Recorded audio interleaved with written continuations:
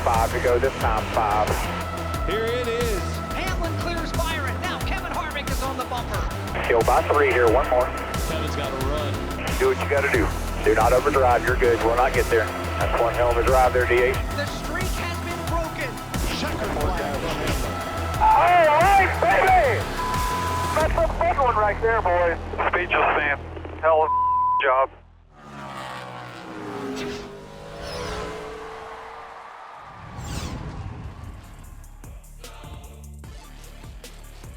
Hey everybody, welcome to the preview show delivered by DoorDash. I'm Alex Weaver, that's Cavanna, and another week of racing, but it's a little different this week, AC, you know why? Oh, we're going short track racing. Hey. First time in 2023. Richmond Raceway is on deck for the NASCAR Cup Series, and this will be the first time that we see this short track package, AC. Yeah, we've seen this lower downforce so far. We saw it at Phoenix, but that's, a mile. Yeah. We saw it at COTA, but that's a road course. Short track package on a short track. I can't wait to see it because it's supposed to change up the race and make it a little more old school, and that should be a fun deal for the fans and everybody watching at home, and especially the drivers. They want that too, a little lose control a little bit out on a short track like Richmond.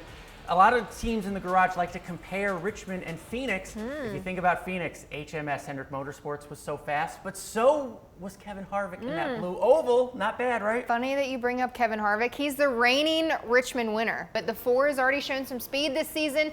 Can we have a Kevin Harvick victory lane? I think so. I mean, look, last year at Richmond, first and second in the 2 races that they had there. And again, if you compare it to Phoenix just a few weeks ago, if that race ends on a long run, Kevin Harvick runs away with it.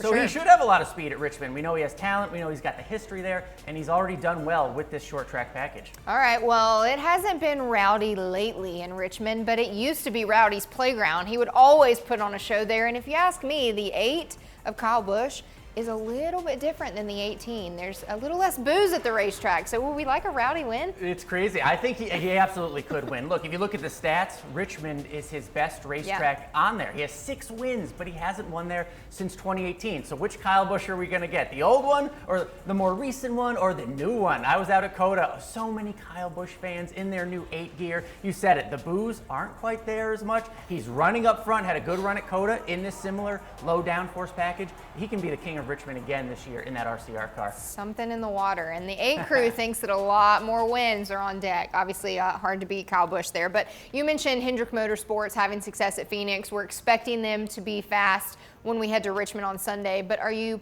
looking at HMS to pull off the 1-2-3s or a win or even dominate? You have to, right? Until we see otherwise, you have to assume Hendrick is at the top of the mountain on these tracks, especially with this lower downforce package. Think back to Phoenix. I mean, who won there? Who dominated everything? Kyle Larson could easily have 2 wins this season. He doesn't because his teammate, William Byron, does. Alex Bowman has won at Richmond before. And don't count out Josh Berry. I know it's tough to just rise and be in the Cup Series right now, but this is a short track. This is the bread and butter stuff for Josh Berry. I expect him to have his best run of the year at a track like this. All of HMS will have speed. Yeah, Jordan Taylor was in the 9 just for Circuit of the Americas, so it's Josh Berry back filling in for Chase Elliott. But some early season driver drama has already happened. We've seen some chippiness on the racetrack, and 6 weeks in, are we already mad at people? Absolutely. Driver drama. How about this? Trackhouse teammate turmoil. We saw some of that at the end of COTA. But look, if you're going to have a rivalry, if you're going to run up front, it doesn't matter teammate or not. Sometimes you're going to run into each other. But hey, at least for Trackhouse, they're competing for wins, and they're not running 28th and 29th.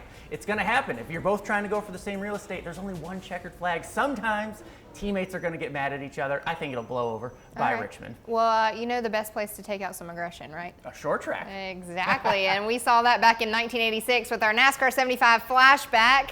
AC, take us on back. Yeah, 2 of the best to ever do it. Look at this old school highlight. This is Dale Earnhardt in the blue and yellow number 3, Darrell Waltrip in the 11. They were beating and banging before all this, and then Earnhardt just finally had enough. He hooks Darrell Waltrip on the final lap, takes out both drivers, but that wasn't all. Jeff Bodine got some of it, Joe Ruttman got collected, and who does that leave coming out of nowhere? Kyle Petty. He does all that and needs that on the last lap to get his first career Cup Series victory. And Earnhardt in a wall trip crash. A Petty gets a victory. Can you think of a better scenario for NASCAR 75? What a great memory. What more do you need in a great NASCAR throwback? And also shout out to Kyle Petty's hair. We do that every time. But make sure and tune into the NASCAR Cup Series. We are going to go short track racing for the 2023 season. It's the Toyota Owners 400 coming up Sunday at 3:30 p.m. Eastern on FS1. And make sure you join us here next week for the preview show delivered by DoorDash. We'll see you then.